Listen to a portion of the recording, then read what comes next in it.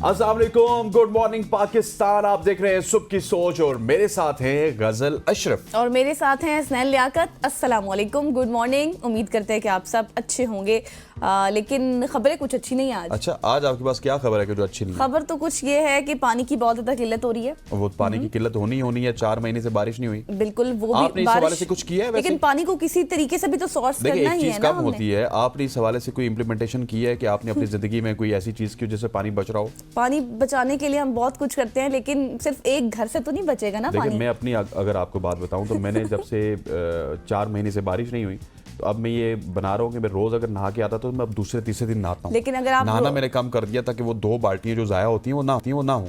लेकिन मैं आपको ये बात बता दूं कि हमने बताया था कि रिसर्च के मुताबिक अगर आप 3 दिन बाद भी नहाएंगे तो कोई फर्क नहीं पड़ेगा।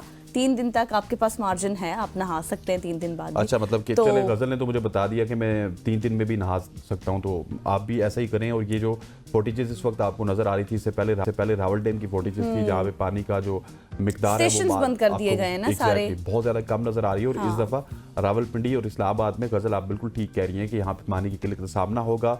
इस हवाले से मुख्तलिफ नोटिफिकेशन भी हमने देखे हैं, तंबी भी जारी हो चुकी है कि पानी की किल्लत बहुत ज्यादा होने वाली है, क्योंकि बारिशें नहीं हुई। ये जो सर्दियों की बारिशें होती हैं, जो स्पेशली नवंबर से लेकर फेब तक होती हैं, आपको पूरे 6-7 महीने के लिए पानी प्रोवाइड करती है। लेकिन अनफॉर्चुनेटली रावलपिंडी और इस्लामाबाद में एक बूंद भी पानी की नहीं बरसी। और पानी का जिस तरह से बेदरेग इस्तेमाल किया जा रहा है, बहुत ज़्यादा तशवीशनाक सूरत हाल है। जिस तरह गाड़ियाँ वॉश की जाती है, 1 माह के लिए अब ये नोटिफिकेशन जारी हुआ है कि कोई भी गाड़ी इस तरह से वॉश नहीं की जाएगी, क्योंकि पानी बहुत ज़्यादा ज़ाया हो रहा है। और अपनी हद तक आप जितना पानी सेव करें उतना आपके लिए बेहतर है। सोशल स्टोरीज का आगाज करते हैं। जी बिल्कुल, आगे बढ़िए। अब आपको लिए चलते हैं कराची। लेकिन यहाँ पर तो पानी का मसला था, कराची में भी किसी हद तक पानी का मसला तो है, लेकिन उसके साथ मसला मेरे ख्याल जो आप बताएंगे ये पानी की ही वजह से, अगर बारिश वक्त पे हो जाती तो ये मसले कम हो जाते। बिल्कुल, आप बिल्कुल ठीक कह रहे हैं, क्योंकि सांस की बीमारियों में तशवीशनाक हद तक इजाफा देखने में आ रहा है।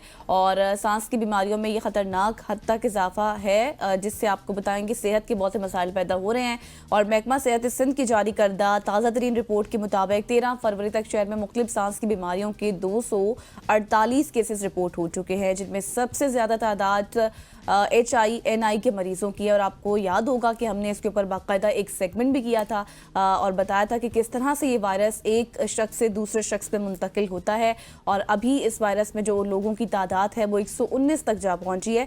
और माहिरीन ये कहते हैं कि शहरियों को सख्ती से हिदायत है कि वो मास्क का इस्तेमाल यकीनी बनाएं, हाथों की सफाई का खास ख्याल रखें, इन्फ्लुएंजा वायरस से महफूज रह सके, क्योंकि ये बीमारी एक मरीज से दूसरे फर्द में बहुत तेजी से मुंतकिल होती है। बिल्कुल ऐसे है, इसमें आपको केयर करनी पड़ेगी, क्योंकि कुदरत इस वक्त शायद उस तरह से हमारा साथ नहीं दे रही। अगर बारिशें हो जाती है तो सांस की बीमारियां, मुख्तलिफ वायरल, ये आप देखते हैं कि बारिश के आने के साथ ही अगले 3-4 महीने तक इनका स्पेल थम जाता था। और फिर जब बहार आती थी, मार्च आता था, एकदम से आपको नई बीमारियों का सामना करना पड़ता था। लेकिन अब क्योंकि बारिश नहीं हो रही है तो आपने मास्क पहनने हैं, एहतियाती तदाबीर आपके हाथ में। अगर आप एहतियात नहीं करेंगे तो आप डॉक्टर्स के चक्कर काटते रहेंगे। और बहुत खतरनाक वायरसेस, गजल आपने ठीक कहा कि रावलपिंडी इस्लामाबाद में भी, पूरे शहर में भी ऐसे प्रिवेल कर रहे हैं, जो डॉक्टर के पास भी जाए तो उनको भी नहीं पता होता कि वायरस कहाँ से आया और किस तरह आया। जितना आप खुद से एहतियात करेंगे, डॉक्टर आपको दवाई दे सकता है, या फिर आप डॉक्टर की हिदायत पर रहने के बावजूद आप अमल करेंगे, तो बेहतर है कि आप शुरू से ही खुद एहतियात करें ताकि आपको डॉक्टर के पास भी ना जाना पड़े। बिल्कुल ऐसी है जी। आगे बढ़ते हुए एक और अफसोसनाक खबर है मेरे पास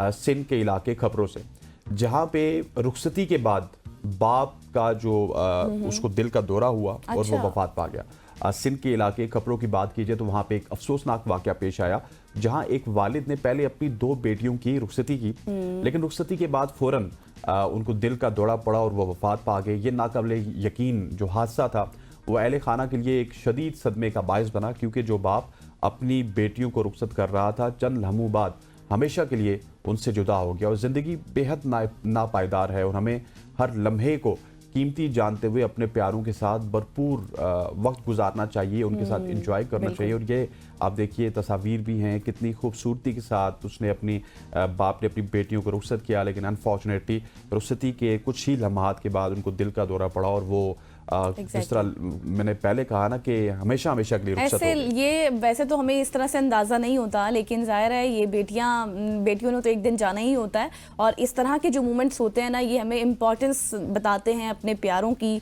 और हर इंसान इस कोई चीज़ को बर्दाश्त नहीं कर सकता। बिल्कुल ऐसे ही, क्योंकि बिल्कुल कुछ ऐसे। लोगों का नेमुल बदल नहीं होता ना, अल्टरनेटिव नहीं होता, और कुछ नुकसान बाप के ऐसे लिए होते हैं। बेटियों का नेमुल बदल नहीं होता Exactly. और बेटियों के लिए बाप का नेमुल बदल नहीं होता। बिल्कुल ऐसा आपने ठीक कहा, लेकिन अब हम उस फैमिली के लिए दुआई कर सकते हैं, अल्लाह ताला उनको जन्नत फिरदौस में आला मकाम अता फरमाए। आगे बढ़ते हैं और आपको बताते हैं कि आप स्ट्रेस लेते हैं। वैसे भी मुझे लगता है कि अब Stress- अगले दिनों में आपका स्ट्रेस बढ़ने जा रहा है। हाँ, क्योंकि चैंपियंस ट्रॉफी भी होगी, मॉर्निंग शो भी Exactly. होगा, आपके साथ भी स्ट्रेस लूंगा, रात को भी स्ट्रेस लूंगा, मतलब प्राण तो करूंगा जी ना, हाँ। तो एक्स्ट्रा तो दबाव- एक्स्ट्रा काम करते हैं तो आपको एक्स्ट्रा स्ट्रेस आता है। दबाव और तनाव जितना आप लेंगे उसके लिए आपकी सेहत के लिए खतरा है, क्योंकि कुछ ऐसी तहकीकात सामने आई हैं जिसमें तनाव एक खामोश कातिल है। ठीक है, अच्छा। जितना ज्यादा आप स्ट्रेस लेते हैं या परेशान रहते हैं, एंजाइटी होती है आपको, जो और दिलो दिमाग वैसे भी ना पर- गजल के जब आप किसी चीज का स्ट्रेस ले रहे होते हैं ना, आपको समझ नहीं आ रही नहीं होती, आती। लेकिन वो बैक एंड पे बहुत सारी बीमारियां जन्म लेती है और ये बिल्कुल। स्ट्रेस से ही तमाम तर बीमारियां जब Exactly. डॉक्टर के पास आप जाए ना तो वो कहते हैं कि जो आप स्ट्रेस ले रहे थे ना, ये आपकी फलां चीज वीक कर गई, फलां चीज वीक कर गई, तो वो स्ट्रेस ही तमाम बीमारियों की स्ट्रेस ही जड़ है। बिल्कुल ऐसा ही है, और इसलिए मैंने आपको कह दिया कि ये खामोश कातिल है जो दिल और दिमाग पर बोझ डालकर जिंदगी की चमक आपसे छीन लेता है। ये नींद को भी मुतासिर करता है, जैसे आपने खुद कहा, इसके साथ साथ बेचैनी भी आप में पैदा कर देता है। जिस्म के अंदरूनी निज़ाम में आपकी बहुत सी खतरनाक तब्दीलियां आ जाती हैं। तहकीक में सिर्फ यही पता नहीं चला, बल्कि ये भी बताया गया कि मुस्तकिल दबाव और जहनी तनाव दिल की धड़कन में बेतरतीबी पैदा कर देती है, शदीद सर दर्द होता है, मैदे की जलन होती है, इसके साथ साथ बेख्वाबी हो जाती है, और इसके साथ दीगर बहुत से ऐसे संगीन तिबी मसाइल हैं जो हमें पता ही नहीं होता, वो हमारे साथ हो जाते हैं। और आराम कमज़ोरी नहीं है, बल्कि खुद को नई तवानाई देने का एक जरिया है। अक्सर लोग कहते हैं कि हम सो जाते हैं, काहिल हो जाते हैं, उठते नहीं हैं, तो बेसिकली वो आपको एक तरह की एनर्जी मिल रही होती है अगर आप एक रेस्ट कर लें तो, क्योंकि आप बहुत सा स्ट्रेस अपना ख़त्म कर देते हैं सोने से। और गहरी सांस लें और बोझ हल्का करें, खुद पर रहम करें, क्योंकि आप इम्पॉर्टेंट हैं, आपको सुकून का हक है, और इसे तरजीह देना आपकी जहनी जिस्मानी सेहत के लिए बहुत ज़्यादा ज़रूरी है। Take care of yourself. Exactly जी, एग्रीड 100% विद गजल। आपको देखिए, स्ट्रेस दुनिया में कोई ऐसा शख्स नहीं है, छोटे से लेके बड़े तक हर शख्स को स्ट्रेस होता है। जब हम स्टूडेंट थे तो हमको ये स्ट्रेस था कि ये बुक्स इतनी किस तरह ख़त्म करनी है, फिर अगला स्ट्रेस ये होता था कि आपने पहली पोजीशन किस तरह लेनी है, या फिर मेरे जैसे नलायक को ये स्ट्रेस होता था कि आपने पास किस तरह होना है। इसी तरह से जब आप यूनिवर्सिटी जाते हैं तो आपने जीपीए कितने लेने हैं, फिर आप जॉब करते हैं तो आपकी सैलरी कब बढ़ेगी, आपका बॉस अच्छा नहीं है, ये तमाम तर स्ट्रेस होते हैं। लेकिन इस स्ट्रेस को आपने कैरी ऑन नहीं करना। एक लम्हे के लिए अगर आपको क्योंकि स्ट्रेस ups आ भी and downs गया, are the part of life ना, ये तो ये कभी तो भी आपके खत्म बिल्कुल। नहीं होंगे। तो अगर आपने स्ट्रेस ले भी लिया तो आप 2, 3, 4 मिनट 5 मिनट के लिए वो ले लें, घंटे के लिए ले लें, उसको कैरी ऑन ना करें। उसके बाद गहरी सांस लें, जिस तरह गजल ने आपको बताया, और स्ट्रेस को अपनी जिंदगी से निकालेंगे तो आप बहुत सारी बीमारियों से बच सकते हैं। खवातीन वज़ात, आगे बढ़ते हुए मैं अब आपको चाइना लिए चलता हूँ। अब चाइना वाले स्ट्रेस नहीं लेते, ठीक है, वो तो वाकई नहीं लेते। बिल्कुल स्ट्रेस नहीं लेते, और इसी वजह से पूरी दुनिया में वो अपना जो हवा है उसको बरकरार कर चुके हैं, अपनी दाग को बढ़ा चुके हैं और नई नई इजादात कर रहे हैं। पूरी दुनिया इस वक्त चाइना की कॉलोनी बन चुका है। आप जितने भी समुद्रों को देखेंगे उन समुद्रों पे ऑलरेडी चाइना कब्जा कर चुका है, तमाम तर बड़ी पोर्ट्स उनके पास हैं और वहां पे अपना वो बिजनेस कर रहे हैं। मेरा कहने का मकसद यह है। अच्छा, चीन की गहरे समुद्र में एक नया रिसर्च स्टेशन बनाने का मंसूबा है। अच्छा, और समुद्र के अंदर बनाएंगे। चीन ने जनूबी बहराए चीन में 2000 मीटर गहराई में एक जदीद रिसर्च सेंटर बनाने का ऐलान किया है, जिसे गहरे समुद्र का स्पेस स्टेशन कहा जाएगा। एक होता है स्पेस स्टेशन हवाओं में, फिजाओं में और स्पेस में, एक समुद्र के अंदर होगा, चाइनीज कर लेंगे।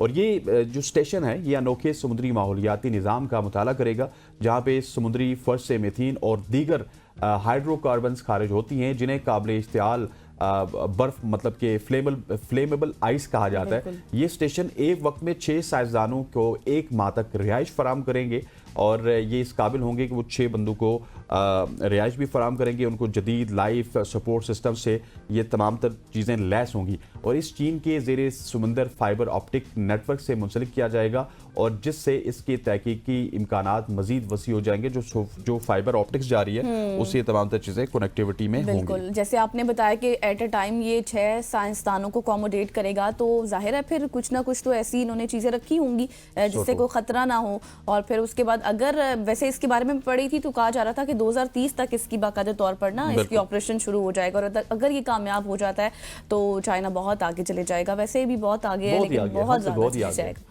एग्जैक्टली। अब आपने चाइना से खबर दी, मैं आपको बरतानिया लिए चलती हूँ, जहाँ पर बरतानिया में स्कूलों से एनालॉग घड़ियाँ हटाने का सिलसिला जारी है। क्यों तंग करी थी? टुक टुक, हालांकि टुक, टुक, एनालॉग टुक। जो घड़ियां होती हैं उनमें साथ तो साथ आपके टिक टिक भी सेकंड्स करती है ना, एग्जैक्टली टिक टिक। सेकंड्स के बारे में हर घंटे के बारे में पता चलता है, आपको हाँ। मसला नहीं होना चाहिए। लेकिन बच्चे जो हैं वो कुछ अनोखे हैं वहाँ के। उन्होंने कहा कि जी इम्तिहानी हॉल से रिवायती एनालॉग घड़ियां हटा दी जाएं, क्योंकि बच्चों को ना ड्यूरिंग एग्जामिनेशन बहुत ज़्यादा स्ट्रेस होता है। वैसे आजकल के बच्चे पाकिस्तान में भी हों तो उनको एनालॉग घड़ियों की समझ ही नहीं आती, वो कहते हैं डिजिटल घड़ियां हों तो ज्यादा बेहतर है।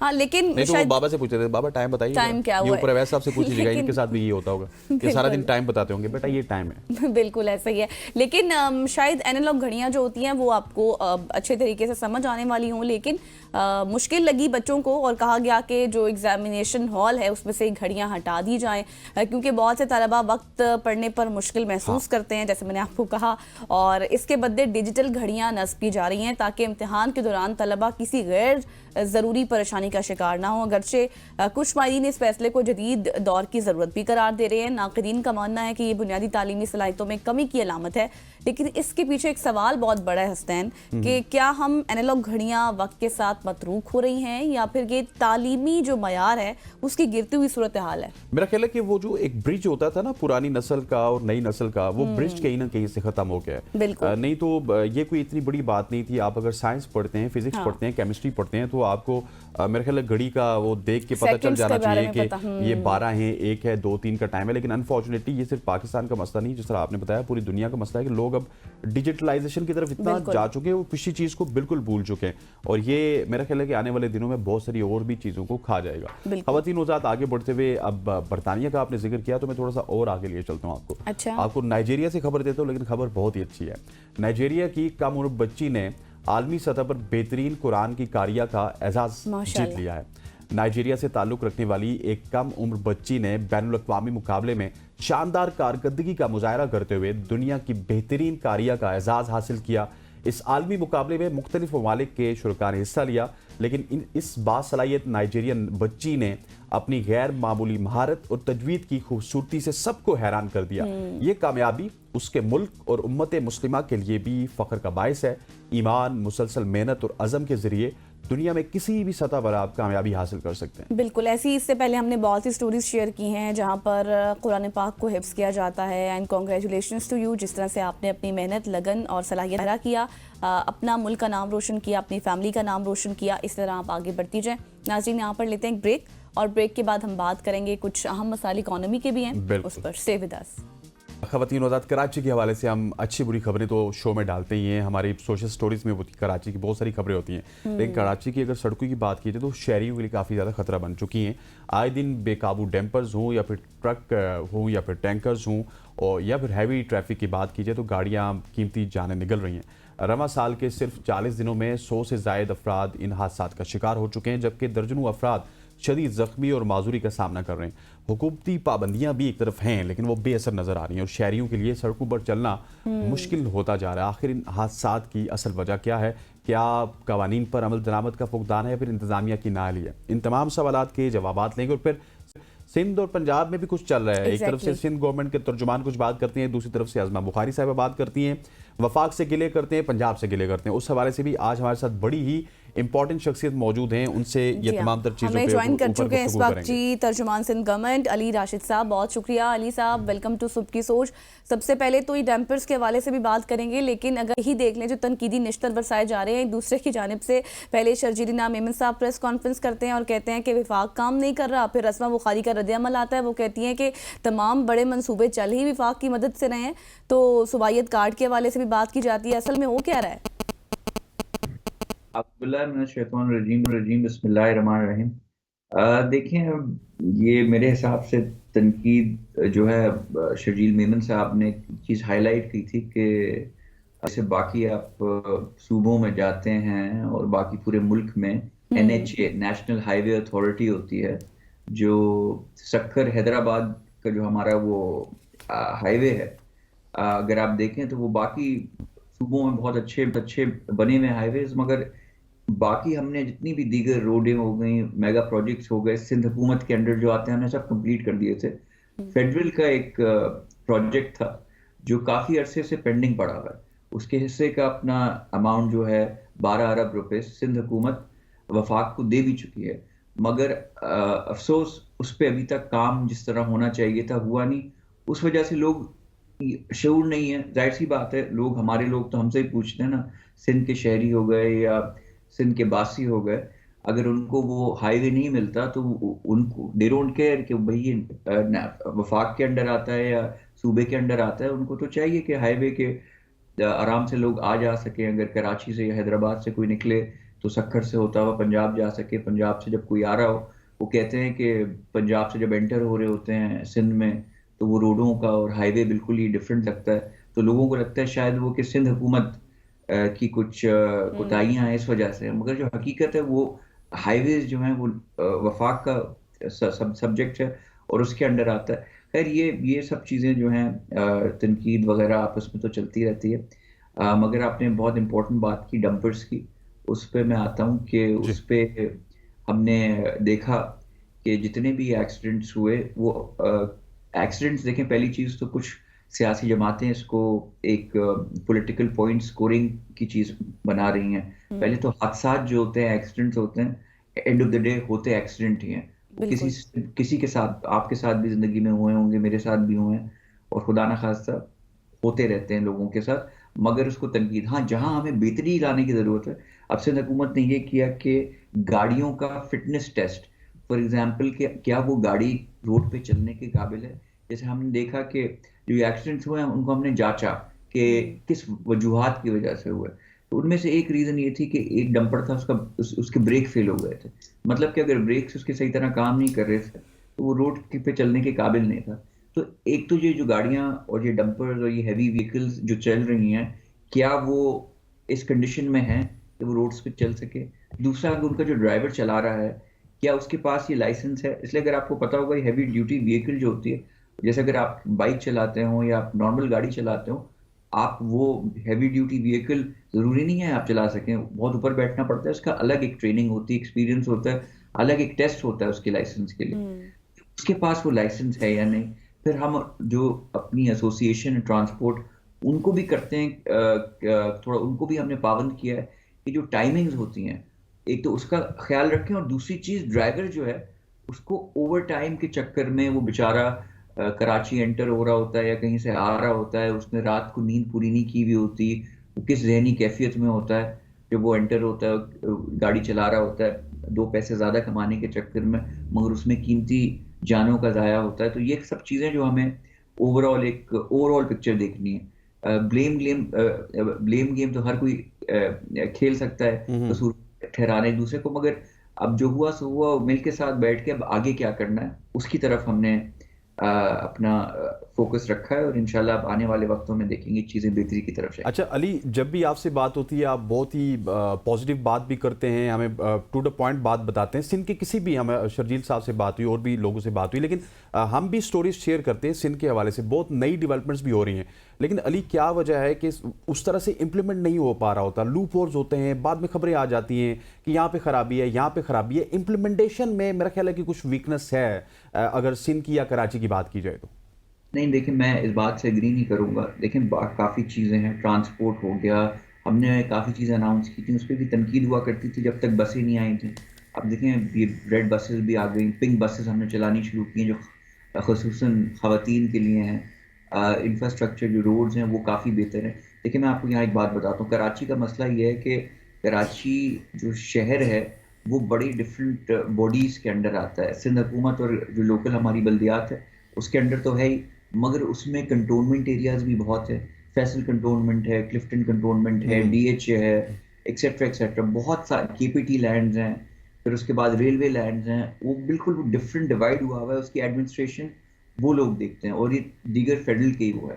अगर मैं आपको एग्जांपल दूं, शाहराह फैसल पे अगर आप एयरपोर्ट की तरफ जा रहे हो तो वो रोड जो शाहराह फैसल की रोड जो एयरपोर्ट की तरफ जा रही होती है वो केएमसी की है। वापस जो एयरपोर्ट से रोड शाहराह फैसल की दूसरी तरफ आ रही होती है वो फैसल कंटोनमेंट की है।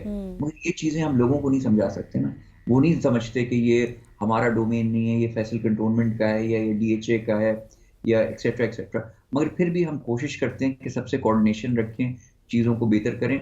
और अगर किसी से भी आप पूछे, 3 साल पुराना जो कराची था और अब जो कराची है वो बहुत बेहतर है। कचरा उठ रहा है, बसें चल रही हैं, अब रोडों पे पानी नहीं खड़ा होता जब बारिशें होती हैं, things are moving for the better. मैं नहीं कह रहा कि आइडियल है या परफेक्ट है, बेहतरी की गुंजाइश हमेशा होती है और रहेगी। अच्छा मगर अली, इससे पहले मतलब अगर मैं ये बात करूं, इससे पहले आप लाइसेंस के हवाले से भी बात कर रहे थे और फिटनेस के हवाले से भी बात कर रहे थे, लेकिन आपको नहीं लगता कि हम इतने ज़्यादा हादसात के बाद ही ये चीज़ें क्यों शुरू कर देते हैं इससे पहले? क्योंकि आपको पता है कराची एक बहुत बड़ा शहर है, तिजारती मरकज़ है, लेकिन अरसा दराज से यहाँ पर ट्रैफिक के मसाइल बहुत ज़्यादा हैं, तो क्यों हर दफ़ा एक हादसे का इंतज़ार किया जाता है?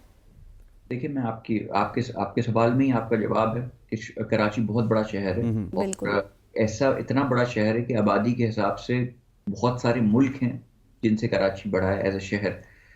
तो आपको मैं एट एनी गिवन टाइम यहाँ कराची में 3,500 हेवी ड्यूटी व्हीकल्स चल रही होती हैं।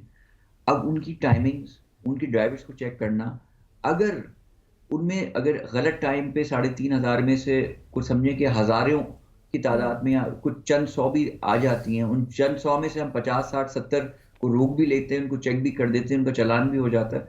मगर एक दिन साल में आइसोलेटेड इंसिडेंट एक हो जाए कि एक वो कहीं से निकल के गलत टाइम पे आ जाए और उसका एक्सीडेंट हो जाए, तो वो फिर मीडिया में हाईलाइट हो जाता है। तो ऐसी चीज नहीं है कि काम नहीं हो रहा, ऐसी चीज नहीं है कि उनको रोका नहीं जा रहा, मगर ये आइसोलेटेड इंसिडेंट्स हो जाते हैं और फिर उसको थोड़ी मीडिया की हाइप भी और पॉलिटिकल। तो अली, अब ये क्या मैकेनिज्म बनाया गया है हैवी हाँ हाँ, ट्रैफिक के हवाले से? कोई मतलब टाइमिंग टाइमिंग बनाई कार है। और ज्यादा कम कर दिए जाए इनके, या फिर जिस वक्त ट्रैफिक होती है अली साहब उस वक्त ना की जाए ये जो हैवी ट्रैफिक? बिल्कुल ऐसा ही है। हमने रात के 10-11 बजे के बाद ही इनको अब इजाजत दी है। पहले भी ऐसा था मगर इसको मजीद पाबंद किया है। जो हमने और नफरी लगा दी है जो इन चीज़ों पे, ख़ास तौर से जिन मेन चौराहों पे ये इश्यूज होते हैं।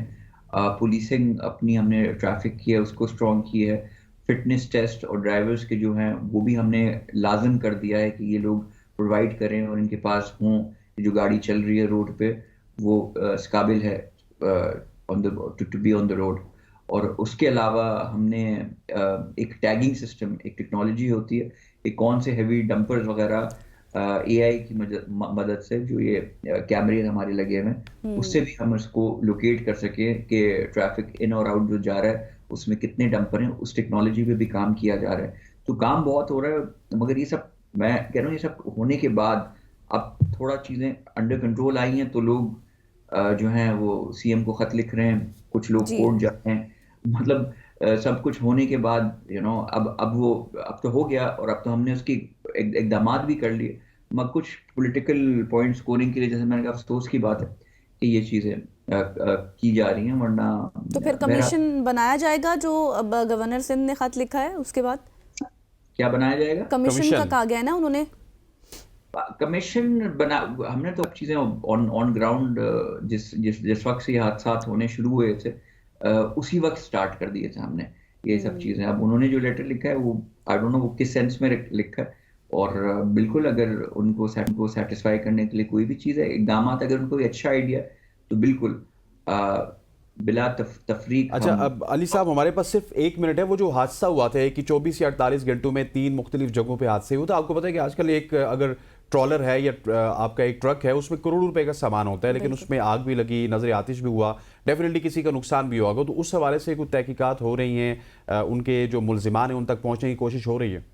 बिल्कुल, आपने देखा होगा अभी इन द पास्ट, वो इत्तेफाक की बात यह है कि वो जो ट्रॉलर और जो टैंकर वगैरह जिसको जलाया गया, उसने तो कुछ किया भी नहीं था वो तो। और किसी और इलाके में वो जो डंपर का एक्सीडेंट हुआ, तो इन रिएक्शन और वो जो चीज़ें हैं वो किसी और लांडी की साइड पे जाके ये सब चीज़ें हुई। और इसको मतलब इसको बहुत ही एक अनफॉर्चुनेट वाकया था कि मतलब अगर होता है ना कि डंपर ने किसी को कुचल दिया और उस वक्त पब्लिक इश्तियाल में आके कुछ कर दे, तो आई कैन अंडरस्टैंड वो चीज़ भी गलत है, मगर जज्बात में आके कोई चीज़ हो जाए तो आप कह भी सकते हैं कि समझ भी आ रहा है ये हुआ क्यों है। मगर सोचें, डंपर कहीं और कुछ हुआ, फिर उसके चंद घंटों बाद कुछ लोगों ने कुछ टैंकर और कुछ लॉजिस्टिक्स के जो ट्रक होते हैं उनको जलाना शुरू कर दिया, वो भी लांडी की साइड पे जहाँ कुछ हुआ भी नहीं था। उसके बिल्कुल हमने ट्रांसपोर्ट एसोसिएशन ने ही एक सियासी पार्टी है, उनके कुछ कारकुनों को नामजद और निशानदेही करवाई उसके खिलाफ हमने FIR भी ठीक काटी। हो गया, और उनके खिलाफ FIR हो चुकी है। अली राशिद साहब, thank you so much for joining अस। ख़वातीन नौज़ात हमारे साथ अली राशिद साहब मौजूद थे, तर्जुमान सिंध हुकूमत हैं, जो कि कराची के हवाले से हमने मेनली आज डिस्कस किया, जो कि वहाँ के हादसात होते हैं। ख़वातीन नौज़ात, will take short break, break के बाद वापस मुलाकात होती है। Stay with us. Welcome back after the break. और अब हम बात करेंगे क्रिकेट के हवाले से, क्योंकि क्रिकेट के हलकों में जोशो खरोश अपने अरूज पर पहुंच चुका है, लेकिन ट्राई सीरीज में शिकस्त ने कई सवालात भी खड़े कर दिए हैं। क्या हमारी टीम वाकई चैंपियंस ट्रॉफी के लिए तैयार है या फिर नहीं? हारिस रऊफ की फिटनेस पर बहुत सी चहमगइयों की जा रही हैं। बाबर आजम की बतौर ओपनर कारकर्दगी और स्क्वाड में खुशदिल शाह और फिर फहीम अशरफ की सिलेक्शन पर भी क्रिकेट शायकीन का गुस्सा नजर आ रहा है। लाहौर के शाही किले में चैंपियंस ट्रॉफी की शानदार तकरीब हुई और ICC के आला हुकाम और 2017 के चैंपियंस खिलाड़ी की शिरकत ने इवेंट की रौनक को चार चांद भी लगाए। लेकिन दूसरी जाने भी भारत को बड़े झटके लग रहे हैं, क्योंकि बाद ऋषभ पंत भी इंजर्ड हो गए। तो क्या भारत कमजोर हो रहा है स्नैना? बिल्कुल ऐसे। और इसके अलावा भारत का परचम हमें नजर नहीं आ रहा पाकिस्तान के किसी भी स्टेडियम में। वो पाकिस्तान नहीं आ रहे, तो पाकिस्तानियों ने कहा कि उनका परचम फिर दुबई में ही लगेगा, पाकिस्तान में नहीं लगेगा। इस बाबत इशूज पे बात करने के लिए हमारे साथ मौजूद हैं सीनियर स्पोर्ट्स जर्नलिस्ट शाकिर रबाई साहब। शाकिर साहब, thank you so much for joining us. Champions trophy is around the corner. 24 घंटे, अब मेरे ख्याल है 24 और 3-4 घंटे और लगा रहे हैं, तो 26-27 घंटे रह गए। कल 2 बजे मैच स्टार्ट होगा। पाकिस्तान में चैंपियंस ट्रॉफी का जो बुखार है वो इस वक्त अपने अरूज पे है। कैसा देख रहे हैं? एक बड़ा तारीखी इवेंट है चैंपियंस ट्रॉफी का, जो कि कम से कम 29 साल बाद पाकिस्तान में वापस हो रहा है कोई ICC इवेंट। देखें इसलैन, यकीनन as a cricket fan, as a Pakistani, as a sports journalist, तारीखी इसलिए भी है कि हमारी ज़िंदगी में पहली बार हम ICC का कोई इवेंट पाकिस्तान में देख पाएंगे। और ये बहुत तवील इंतज़ार था। 3 दहाइयाँ बड़ी होती हैं। कैसा मुल्क जिसकी जो वन स्पोर्ट्स नेशन है, क्रिकेट ही उसका सारा स्पोर्ट्स उसके इर्द गिर्द घूमती है। और ऐसे मुल्क को 3 दहाइयों तक जो है वो ICC इवेंट से महरूम किया गया। गो कि वो साजिशें, वो कुव्वतें अब भी सरगर्म अमल हैं। भारत का ना आना कोई जवाब नहीं बनता था जब सारी टीम पाकिस्तान आ रही हैं। उनने इस इवेंट को भी जो है वो रंग में बंग डालने की कोशिश की है, लेकिन जिस तंदोई के साथ पाकिस्तान क्रिकेट बोर्ड ने, गवर्नमेंट ऑफ पाकिस्तान ने इस इवेंट को कामयाबी से इनकाद किया और अब जो चीज़ें तैयार की हैं इस इवेंट की कामयाबी के लिए, वो भी बड़ी काबिल तारीफ है। और मैं समझता हूँ कि पाकिस्तानी बड़ा बेचैनी से इंतजार कर रहे थे कि पाकिस्तान में चैंपियन ट्रॉफी और तमाम टीमें आएँ। I wish again and again के इंडिया भी यहाँ होती और झंडे का आपने जिक्र किया, उनको झंडे का भी रोना पड़ता। यकीनन जो टीम पाकिस्तान आ नहीं रही उसको ये वावेला करने का भी कोई हक नहीं है कि उसका परचम हमारे जो है वो स्टेडियम्स में लहराया जाए। जो आप इन स्टेडियम्स में खेलना नहीं चाहते तो आपको फिर परचम लहराने के लिए भी नहीं कहना चाहिए। बहरहाल जितनी भी तैयारियां, जिस तरह स्टेडियम्स को बड़ी तेजी से अच्छे तरीके से उनको जो है वो मुकम्मल किया गया। और चैंपियन ट्रॉफी से पहले एक तरह का कर्टन रेज और एक फुल ड्रेस रिहर्सल हमारी होगी इस 3 मुल्क की सीरीज में, कि हमारी तमाम तर जो सहूलियात जो हमने भी अरेंजमेंट किए हैं वो स्टेट ऑफ द आर्ट है। इंटरनेशनल इवेंट्स कराने के लिए बिल्कुल तैयार है। तो उस सारी सूरत हाल में एक्साइटेड भी हैं, पुरजोश भी हैं और पुरुमीद भी हैं कि पाकिस्तान जो डिफाइड चैंपियन भी है, जो मेज़बान भी है, वो इस चैंपियन ट्रॉफी को अपनी कौम को, अपने चाहने वालों को मायूस नहीं करेगी पाकिस्तानी टीम। शाकिर, नो डाउट पाकिस्तान एक बिगेस्ट इवेंट को होस्ट करने जा रहा है और स्टेडियम्स बहुत अच्छे बने हैं, तकरीबात बहुत अच्छी हुई हैं, लेकिन इन सब में शायद एक कमी ये रह गई टीम्स के हवाले से और टीम की प्रिपरेशन के हवाले से। कैसी पोजीशन आप देख रहे हैं टीम की ट्राई नेशन सीरीज के बाद? देखिए, हमने इस शो में और भी कई जगह पर पाकिस्तान टीम की सिलेक्शन के हवाले से कमियां कुताहियों को जो है वो ज़रूर उसकी निशानदेही की थी और वो कमियां कुताहियां हमें ट्राई सीरीज में नज़र भी आई।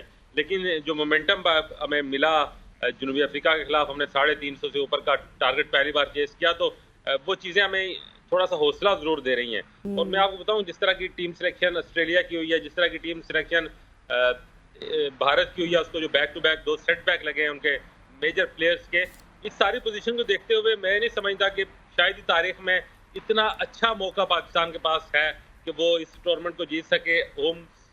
आप होम कंडीशन में खेलेंगे, आपको इस मौके का उस तरह से फायदा शायद हम सिलेक्शन की हद तक नहीं उठा सके जितना हमें चाहिए था। उसमें अब भी बहुत सारे तहफ़्फ़ुज़ात हैं, लेकिन अब टीम हमारी अब सिलेक्ट हो गई है। अब हमें कम से कम इस टूर्नामेंट को ख़त्म होने तक इस टीम को सपोर्ट करना है, इसको बैकअप करना है। फिर टूर्नामेंट जब ख़त्म होगा तो ज़रूर अगर कुछ ऐसा हुआ तो पोस्टमार्टम भी खुल के करेंगे। लेकिन मैं समझता हूँ कि पाकिस्तान टीम ने थोड़ी सी होप ज़रूर दी है ट्राई सीरीज़ में, जो उन्होंने एक झलक दिखाई अपने पोटेंशियल की। यही था कि ट्राई सीरीज़ के हवाले से जब एक प्रोग्राम में शायद सनैन ने पहले पूछा तो मैंने कहा ट्राई सीरीज़ हमें जीतने हारने के लिए शायद नहीं खेलनी चाहिए, हमें अपने कॉम्बिनेशंस को, अपने पोटेंशियल्स को वहाँ यूटिलाइज करने के लिए और अपनी तैयारी जो है वो चैंपियन ट्रॉफी के लिए करनी चाहिए। और मुझे लगता है कि वो चीज़ वहाँ नजर नहीं आई। जिस तरह उस्मान खान को कोई मौका नहीं दिया गया, जो मैं अभी भी समझता हूँ कि इन कंडीशंस का बेहतरीन प्लेयर था, उसने अपनी तमाम तर जो कारकर्दगी जिसकी बुनियाद पर वो इंटरनेशनल क्रिकेट में आया वो पाकिस्तानी कंडीशन, पाकिस्तानी पिचेस पे की थी, तो उसको भी इन ट्राई सीरीज में एक आध मौका देकर ट्राई करना चाहिए था। कुछ और भी जो है वो ट्राइज हो सकते थे, लेकिन सो फार सो गुड ही कहूँगा। पाकिस्तान एक अच्छी तैयारी के साथ, अच्छी मैच प्रैक्टिस के साथ ट्राई सीरीज के जरिए चैंपियन ट्रॉफी में जा रहा है। और कल के मैच के लिए हम पुरुमीद है कि एक अच्छा स्टार्ट करे, क्योंकि उस स्टार्ट का बड़ा फर्क पड़ता है दुबई में 23 तारीख को होने वाले मेगा मैच पाकिस्तान। शाकिर, आपने नाम लिया, बिल्कुल you are absolutely spot on के स्टार्ट हमें अच्छा करना पड़ेगा उस्मान खान का। उस्मान खान के हवाले से खबरें ये आ रही है कि उस्मान खान को अब फखर जमान के साथ ओपन करवाया जाएगा, बाबर आजम को उनकी जगह पे लाया जाएगा। उस्मान अभी तक ओडीआई के बहुत सारे स्क्वाड्स में शामिल रहे, लेकिन ओडीआई का उनका डेब्यू नहीं हुआ। क्या आप समझते हैं कि कल के मैच में हम out of the box Usman Khan को ओपन करवाने जा रहे हैं फखर जमान के साथ? देखिए फ्रेंड, ये बात मैंने पहले भी ये कही थी कि उस्मान खान का जो स्टाइल है, जो उसका एक नेचुरल स्टाइल है, वो उसे दायरे के अंदर ही आप उसे ज़्यादा से ज़्यादा यूटिलाइज कर सकते हैं। मैं अभी भी ये चाहूँगा कि उस्मान खान को नंबर 3 पे ही रखा जाए और बाबर को आप जो आपने एतमाद दिया उसी एतमाद के साथ उसको जो है वो कहें कि आप ओपन करें, क्योंकि बाबर ने बड़े रन नहीं बनाए इस ट्राई सीरीज में, लेकिन आप उसकी शॉट सिलेक्शन देखें, जिस तरह वो मिडल कर रहा है, ऑन एंड ऑफ जो उसकी फेवरेट शॉट्स उसने खेली हैं। अब उसके अंदर जो एक दिमाग में अभी तक डर है, जो खौफ है, जो प्रेशर है, वो सिर्फ एक 100 अगर उसको इस ट्राई सीरीज में मिल जाता, मैं कहता हूँ वो 100 150 बॉल पे भी कर जाता ना, तो वो एतमाद वो वापस ले आता अपने अंदर। बाबर की क्लास, बाबर के टैलेंट पे हमें कोई मतलब बात ही नहीं कर सकता, लेकिन वो उसके दिमाग में कोई ऐसी चीज अड़ी फंस गई है एक सुई कि अंदर आती बॉल, चाहे वो स्पिनर हो, जो फास्ट हो, उसके लिए वो पता नहीं क्यों तैयार नहीं है। तो उस्मान खान को आप अगर ओपन कराना चाहते हैं तो ये काम आपको ट्राई सीरीज में कर लेना चाहिए था, क्योंकि बाबर पहले मैच में भी नहीं बड़े स्कोर कर सका, दूसरे में भी उतना बड़ा स्कोर नहीं कर सका, तो आपको उस वक्त कर लेना चाहिए था। लेकिन अब मेरे ख्याल है चैंपियन ट्रॉफी में आप जा रहे हैं तो मुझे मुश्किल लग रहा है कि आप ऐसा बड़े मैच, बड़े इवेंट में आप इस तरह से अब ट्रायल एंड टेस्टेड का टाइम खत्म हो गया, अब जो आप कॉम्बिनेशन बना चुके हैं उस पर एतमाद करते हुए आगे चलना पड़ेगा। लेकिन उस्मान खान को टीम का हिस्सा होना चाहिए, कम से कम पाकिस्तान के इन कंडीशन में, इन पिचेस पे वो एक बेहतरीन बल्लेबाज साबित हो सके। लेकिन टॉप ऑर्डर में अगर ओपन खिलाते हैं तो टीम मैनेजमेंट का फैसला होगा, शायद ज्यादा उन्होंने इस पर बेहतर काम किया, लेकिन ओपन नहीं है तो उसे नंबर 3 पे खिलाया जाए, क्योंकि वो पीछे का प्लेयर नहीं है। लेकिन शाकिर, अब हम देख रहे हैं सबकी तज्जिए हम सुनते हैं तो हर किसी की अपनी अपनी राय है। कोई कहता है कि इसी कॉम्बिनेशन के साथ जाना चाहिए, कोई कहता है बाबर को होना चाहिए, लेकिन खैर अब कल ही देखते हैं कि क्या होता है। स्पिनर्स के हवाले से थोड़ा सा बताएं, ओनली वन स्पिनर, क्या होगा? देखिए स्पिनर्स को तो आपने मिस किया होगा, एक स्पिनर से हमारा काम नहीं बनेगा। हम पार्ट टाइम स्पिनर, जिस तरह हमने आगा की कंट्रीब्यूशन को निकाल देंगे, आगा को मैं स्पिनर तो नहीं देख रहे हैं टीम में, लेकिन उसने बड़ा अच्छा कंट्रीब्यूट किया, बैट से तो किया ही किया, लेकिन बॉल भी उसने बड़ा अच्छी कंट्रीब्यूशन दी। अगर हमारे पास सुफियान मुकीम की सूरत में एक बेहतरीन ऑप्शन होता तो पाकिस्तान टीम बेहतर पोजीशन में होती। मैं पहले भी ये कहा था कि बाकी जो टीमें हमारे मुल्क में खेलने आ रही हैं वो 2-2, 3-3 और 4-4 स्पिनर्स के साथ आ रही है, और हम क्यों एक के साथ जा रहे हैं, ये हमारी समझ से बालातर है। इसलिए वो एक गलती है, वो शायद हमें बुरी तरह हॉन्ट करेगी इस टूर्नामेंट के अंदर। हम इस गलती को शायद मिस भी करें, लेकिन तमाम तर तनकीद कह लें, सजेशन कह लें, हर तरफ से पाकिस्तान क्रिकेट बोर्ड को दी गई हैं कि आप स्पिनर्स के हवाले से कोई तब्दीली कर लें, कोई एक आध चेंज कर लें, लेकिन पाकिस्तान क्रिकेट बोर्ड के कान पर जो नहीं रहेंगी। अब देखते हैं कि एक स्पिनर से कितना उसमें से किस तरह फाइट कर पाएंगे। और वो इब्रार पे भी मुझे लगता है थोड़ा प्रेशर है एक होने की वजह से, उसका भी बोझ और बर्डन जो है ना, आप दूसरे एंड पे एक अच्छा बॉलर बॉल कर रहा हो तो आप बेहतर परफॉर्म कर रहे थे, लेकिन अब सारी जिम्मेदारी अगर आप पे डल जाएगा स्पिनर, तो फिर उसको प्रेशर, मैंने उसको ट्राई सीरीज में देखा कि उसके अंदर वो क्या कहते हैं, जज्बा, वो विकेट लेके उसके अंदर होती थी, हमेशा वो दिखाता था, वो भी नहीं है, तो वो भी थोड़ा सा प्रेशर ले रहा है। लेकिन एक स्पिनर उसको और दे दिया जाता स्क्वाड में तो पाकिस्तान के लिए बहुत बेहतर होता, बेहतर पोजीशन में होते। लेकिन बात वही है कि अब जो बातें करनी थी हमने कर ली, इससे आगे अब यहाँ पे काम करने का है। शाकिर, हमारे पास आखिरी 1 मिनट चल रहा है। हारिस रऊफ के हवाले से अपडेट्स की आ रही है कि वो पहले मैच में शामिल नहीं होंगे। एक बड़ा सेटबैक तो पाकिस्तान क्रिकेट को भी है, क्योंकि उस तरह का हारिस रऊफ की रिप्लेसमेंट में हमारे पास इस वक्त स्क्वाड में कोई बॉलर मौजूद नहीं है। हसनैन भी पैची परफॉर्मेंसेस दे रहे हैं। देखिए हारिस रऊफ के हवाले से पाकिस्तान क्रिकेट बोर्ड को मेरा ख्याल है थोड़ा सा उन्होंने बोल्ड फैसला नहीं लिया। उस वक्त उसके तमाम तर जो रिपोर्ट्स हैं, जिस तरह क्योंकि जो स्टैंड्स हमें बता रहे हैं, जिस तरह मैं 2 दिन पहले मोहम्मद आमिर को सुन रहा था, जिस तरह की वो बात कर रहा था कि इस तरह का अगर उसको कोई इंजरी है जो बताई जा रही है, तो वो रिकवरी 5 से 6 हफ्ते जरूरी है उस रिकवरी में। अगर अल्लाह करे ऐसा सवेर किस्म का उसको जो है वो इंजरी ना हो, लेकिन पाकिस्तान क्रिकेट बोर्ड ने कोशिश यही की है कि दूसरी टीमों को एक पैगाम दिया जाए कि हमारा जो मैन बॉलर है वो अभी भी स्क्वाड का हिस्सा है, उसको 1 वीक लगाकर उसको रिहेबिलिटेट किया गया। अब देखें ना, एक फास्ट बॉलर को आप डायरेक्ट बेड से उठाकर मैच तो नहीं खिला सकते, उसको 2, 3, 4, 5 दिन चाहिए होते, उसे नट करना है, उसे अपना रिदम वापस लेना है, उसको बॉल करनी है। मुझे नहीं अभी तक इतलात मिली कि आरएस ने कहीं नेट किया है अभी तक, कहीं वो बॉल करते हुए नजर आया, क्योंकि मैं जहां तक मैंने फॉलो किया, अगर आपके इल्म में है तो जरूर बताइएगा। सारी पोजीशन में ना वो पहला मैच क्या मुझे लगता है, फिर बाकी मैचेस भी उसके डाउट होंगे और ये एक बाकी एक बड़ा सेटबैक होगा। अगर पाकिस्तान क्रिकेट बोर्ड किस माइंडसेट के साथ उनके हवाले से कोई फैसला नहीं कर सका, उनकी रिप्लेसमेंट वक्त पर नहीं कर सका, ये तो मुझे नहीं पता। लेकिन अगर आरएस नहीं होंगे इस टीम में, क्योंकि आरएस ने जो पहला मैच खेला उसमें उनकी जो बॉलिंग थी वो बड़ी मुतासरकन थी, बहुत बिल्कुल अच्छा ऐसी है। दैट इज अ उन्होंने किया बिग था। सेटबैक। शाकिर साहब, आपसे मुलाकात होती रहेगी और चैंपियंस ट्रॉफी के हवाले से हम आपको गाय बगाए तंग करते रहेंगे। Hope for the best.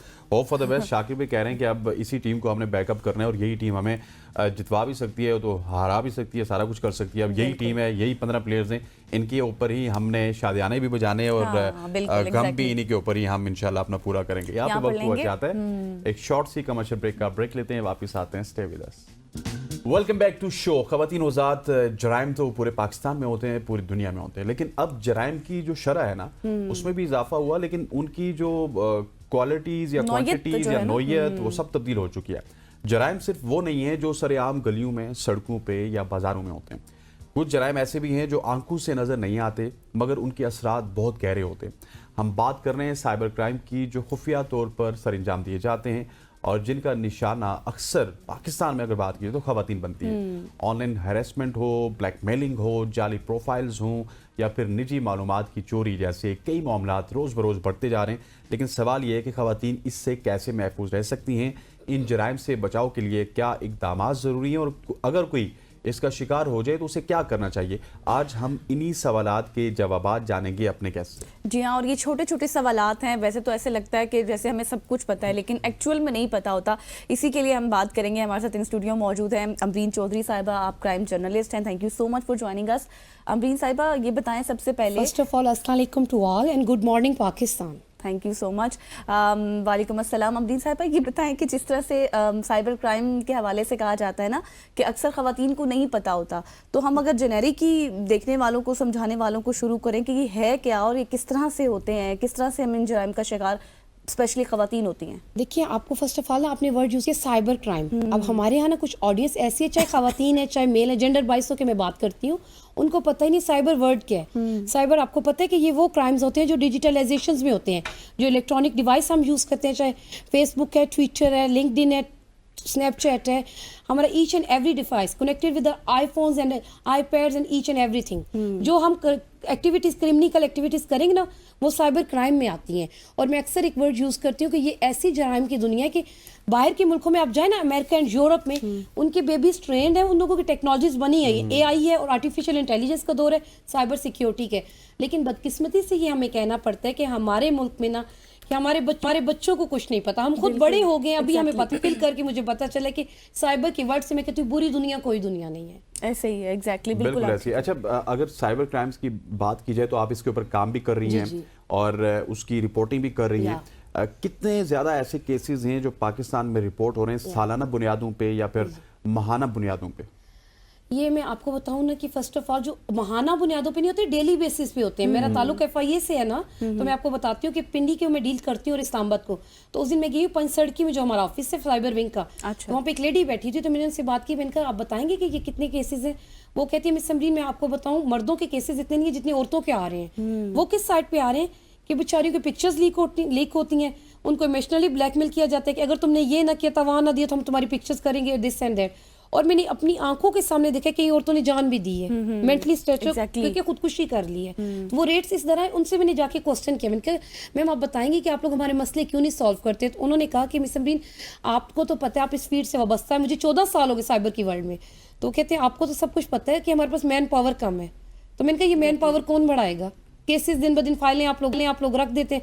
मेरी तो अप्रोच थी, मैंने अपने केलाइट किया, मीडिया पे उछाला, मेरा इशू सॉल्व हो गया, उस बच्ची का भी हल हो गया। लेकिन मैं अक्सर ये कहती हूँ कि मेरा नाम अमरीन चौधरी है और मैं सिर्फ औरतों के लिए 24 घंटे अवेलेबल हूँ, मर्दों के लिए मैं नहीं available, but I will gender बाइसों की बात करती हूँ, बिकॉज लेडीज जो है ना, हमारे हाथ जो है ना काफी वो टाए होते हैं। आपने मर्दों के हवाले से बात की ना, तो हसनैन ने बड़ी हैरत से वही देखा। ना, मैं हसनैन देख, लेकिन मेरे अक्सर राइट्स के हवाले से अमरीन बात नहीं करेगी। अमरीन, आप नहीं, बात वुमेन नहीं डे आगे आ रहा है तो हमें तो अपने राइट्स के लिए भी बोलना पड़ता है, ये लेकिन मेन डे कब आएगा? ये मार्च में आता है ना जी। मेन डे होता ही नहीं है हसनैन, वो तो होता ही मैंडे है ही नहीं बिल्कुल भी। होते हैं, लेकिन हम उसे अमरीन, मनाते नहीं है। बिल्कुल। अच्छा अमरीन, ये बताएं, जिस तरह से आपने बहुत कुछ हाईलाइट किया है, सिक्योरिटी सिस्टम तो मौजूद है, Yes, चाहे I व्हाट्सएप की बात करें, Each and फेसबुक, इंस्टा, हर चीज, तो फिर कैसे इतनी ज्यादा एक्सेस मिल जाती है लोगों के पर्सनल डाटा तक, वो पहुंच जाते हैं? मैं आप लोगों को ये बताती हूँ कि जब आपके पास ना व्हाट्सएप है ना, फॉर एग्जांपल एक बात पहले व्हाट्सएप से स्टार्ट करती हूँ, आप किसी बंदे को अपना नंबर ना दें। मेरा नंबर तो लोग पता ही कहाँ से लेते हैं, ग्रुपों से लेके मुझे कॉल करते हैं ना। अच्छा। तो मुझे कई दफ़ा कॉल्स आती हैं। तो एक दफ़ा किसी बच्चे ने कॉल की कि मिस अमरीन मैं आपको जानता हूँ। मैंने कहा आप मेरी खाला के बच्चे नहीं लगते, फिर मुझे नेक्स्ट टाइम कॉल ना करना। मैं अपनी ब्लॉक लिस्ट भर देती हूँ, मुझे ना अवेयर हो जाती हूँ। मैं ट्रेंड हो गई हूँ ना, मैं सुबह अपना आज की बात करती हूँ, मैंने अपना लैपटॉप ओपन किया, सबसे पहले मैंने अपनी ऑफिशियल मेल्स चेक की, बिकॉज जाहिर बात है FIA से पाला पड़ता है, तो कोई क्रिमिनल एक्टिविटी तो मेरे माइंड में आ जाता है कि ये एक्टिविटी हो रही है। अब मेरी फेसबुक हैक होती है, I will recover my self, मैं रोती धोती नहीं हूँ। FIA तो सुबह करेगा जो करेगा, खुद तो कुछ करूँ ना, अल्लाह की बंदी, तो खुद तो स्टेप लूँ। तो गर्ल्स बताती हूँ कि आप लोग जब जाते हैं ना कहीं, तो फर्स्टली ये बात करें कि अपने जो कैमरे हैं ना, ये जो मोबाइल्स हैं, ये इस डिवाइस को मैं कहती हूँ, ये जो डिवाइस है हमारे पास, ये सबसे बड़ी डेंजरस है। किसी से कोई जरूरत नहीं फ्री होने की, अपने कॉन्टेक्ट्स देने की, अपने मोबाइलों में तस्वीरें मत रखें। अच्छा, तस्वीरें रखें, सेल्फियों को शौक है, लड़कियों को होता है, हर बंदे को शौक होता है, मतलब अपनी पिक्चर्स नहीं रखनी चाहिए। ये कोई भी आपको थेफ्ट कर सकता है, आपसे ले सकता है। सही। और मैं एप्पल फोन क्यों यूज करती हूँ, इसकी एक वजह भी है, ये बताऊँ इसकी वजह ये है कि मैं इंग्लैंड से मेरे फोन आते हैं, जब मेरा फोन गुम जाता है मेरे भाई वहां से ब्लॉक कर देता है। अच्छा, तो ये मैं अपनी सेफ्टी के लिए अच्छा करती अमरीन, जो आपने शुरू में बात की कि आप खवातीन के हवाले से बात करती है, लेकिन जब साइबर क्राइम कमिट होता है, मेरे साथ भी बहुत दफा हुआ, डीफेक आपके आईडीज। जी हाँ, जब साइबर क्राइम कमिट होता है तो वो तो पता नहीं होता उनको कि ये आगे मर्द बैठा हुआ है, खातून बैठी हुई है, ठीक है। जब पहली दफा कॉल करते कोई भी उनके निगरे में आ जाता है। तो मेरे साथ ये आज से तकरीबन 6 साल पहले दुबई में हुआ था, ऑनलाइन बैंकिंग के हवाले से, ठीक है। कॉल आती है, उसके बाद मैं रिस्पॉन्स करता हूँ, मैं सोचता हूँ बैंक से कॉल आई है, थोड़ी देर बाद पता चलता है मेरा अकाउंट खाली है। तो इस तरह की चीजें पाकिस्तान में भी हो रही हैं। और इसके आपका ये काफी अच्छा इशू आपने हाईलाइट किया। मुझे आपको एक बात मैं ऑनियर कहती हूँ कि किसी बैंक का कोई आपको मोबाइल नंबर से कॉल नहीं आएगी और ना ही आप लोगों ने रिसीव करी। मुझे खुद लास्ट टाइम कॉल आई कि मिस अमरीन आपका ATM कार्ड जो है ना वो ब्लॉक हो गया, इस नंबर पे कॉल कर। मैं कहा अल्लाह के बंदो, इतना भी जुल्म है। मैंने अपनी ब्रांच कॉल की तो HBL वाले कहते मैम हमने तो ऐसा कोई मैसेज नहीं किया। जब ब्रांच गई तो ATM तो अभी काफी टाइम तक वो ब्लॉक हुआ ही नहीं। तो ये आपको बैंकिंग प्रोसीजर में मैं बताती हूँ। फर्स्ट ऑफ ऑल आपको चाहिए कि जो एक तो अपनी ब्रांच विजिट करते रहे, किसी पे ट्रस्ट ना करें। जो बैंक का अमला है ना वो बेचारा खुद घबराया हुआ होता है। हमारे बैंकों से पैसे जब जाते हैं ना, ये आपने बात की कि ऑनलाइन शॉपिंग पे मैं लेके आती हूँ। पिछले दिनों एक बच्ची का केस है कि उन्होंने ना कहा ऑप्शन ही नहीं है ना, कार्ड नंबर देना है। अब उस बेचारी ने कार्ड नंबर दिया, 60,000 अकाउंट से चले गए और चीज थी 7,000 की। तो जाहिर बात है हमारे पास ऑप्शन नहीं है, तो हम किसी क्लिक करें। तो आपने किसी पे ट्रस्ट नहीं करना। बैंकिंग का मेन द टॉपिक इस पे आते, come to my topic. Banking में जब आप जाएंगे तो मैं तो अपनी वो पे ऑर्डर से चेक करती हूँ, सालाना उसको चेक करती हूँ, विजिट करती हूँ बैंक। बिल्कुल, लॉकर्स मेरे पास है अपने बैंक के लिए, मैं चेक करती हूँ। तो मतलब आपने जिस तरह से हाईलाइट किया कि ट्रस्ट हमें नहीं करना, बैंक पे भी नहीं करना, उसके बाद अपनी मेल्स चेक करनी है, फोन में उस तरह से पिक्चर्स नहीं लगनी।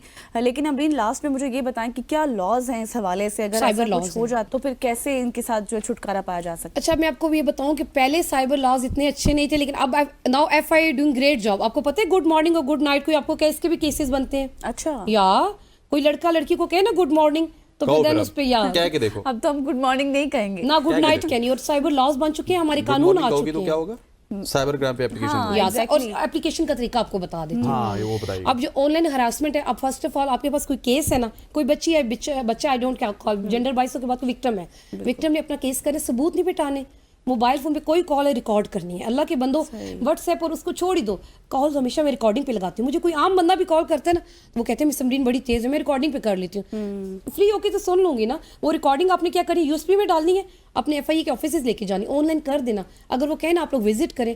और ये FIA की मुझे एक बात बड़ी अच्छी लगी है कि पुलिस पहले करती है ना, FIR करती है, ये लोग नहीं करते।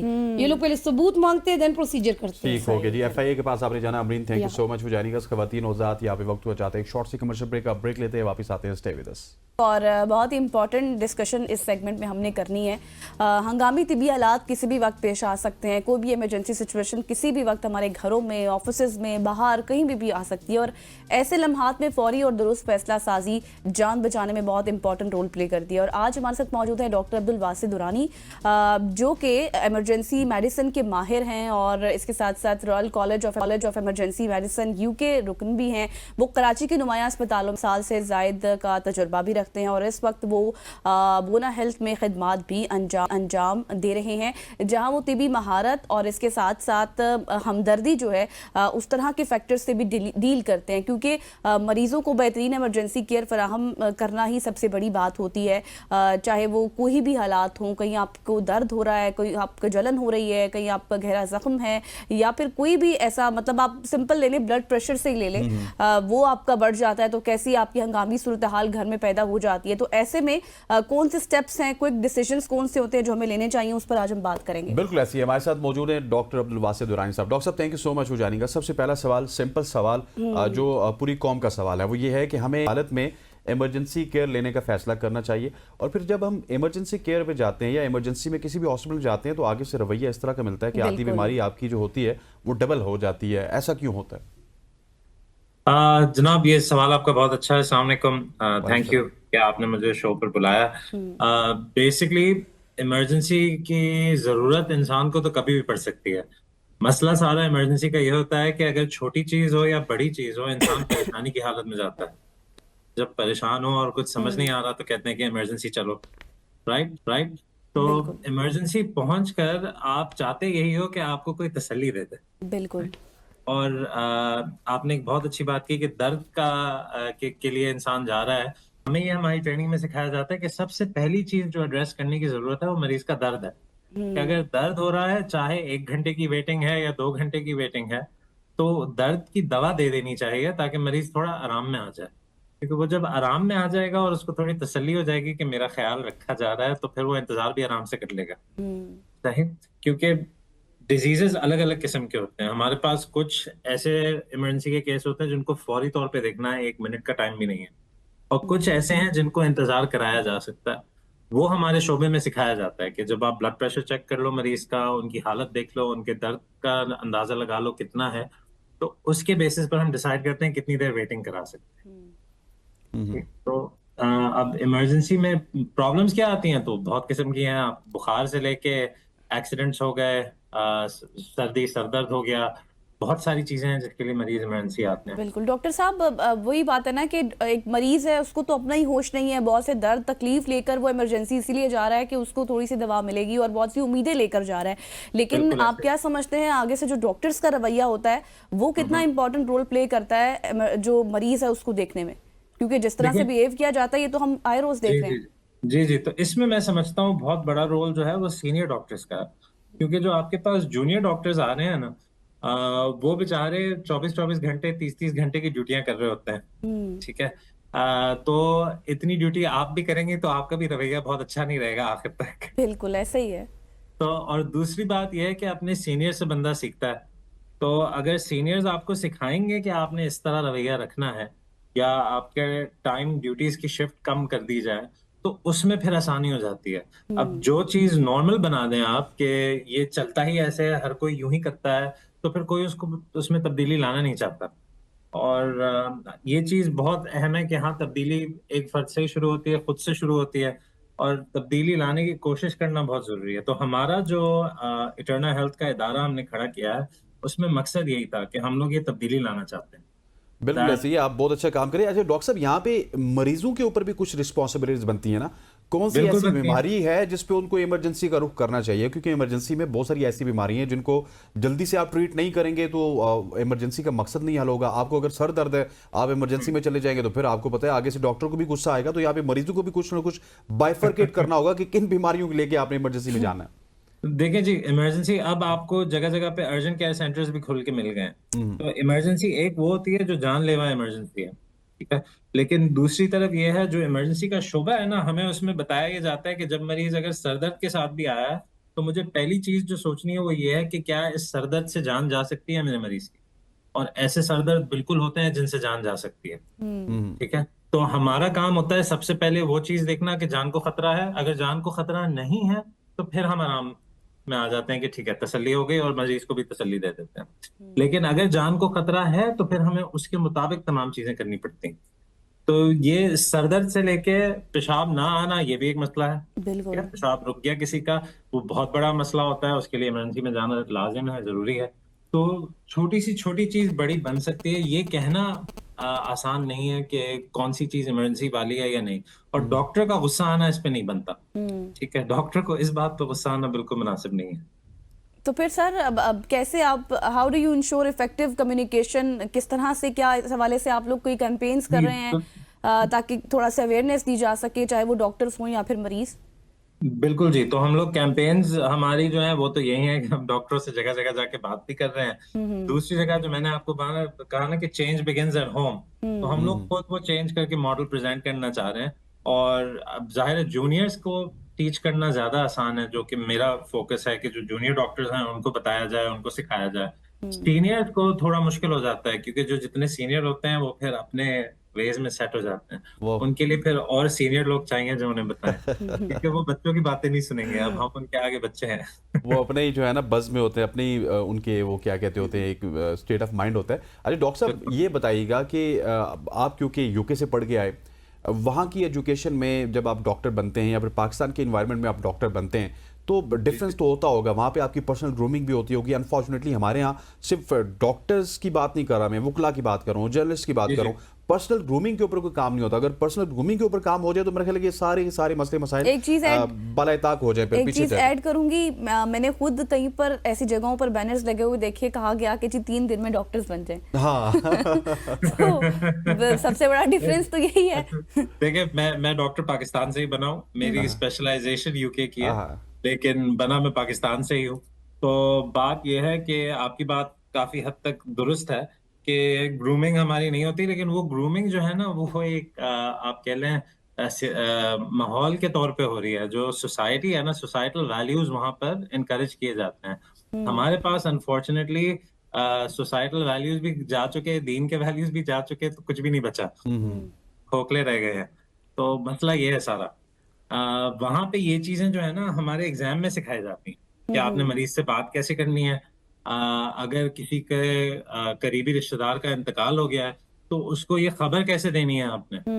यहाँ तक पूरा तरीका है, वो एल्गोरिथम्स दिए गए हैं कि ये इमरजेंसी है तो उसमें आपने स्टेप 1 2 3 4 इस तरह करना है। आपने अपनी तरफ से ज्यादा दिमाग नहीं लड़ाना, तो उसमें आसानी हो जाती है बहुत।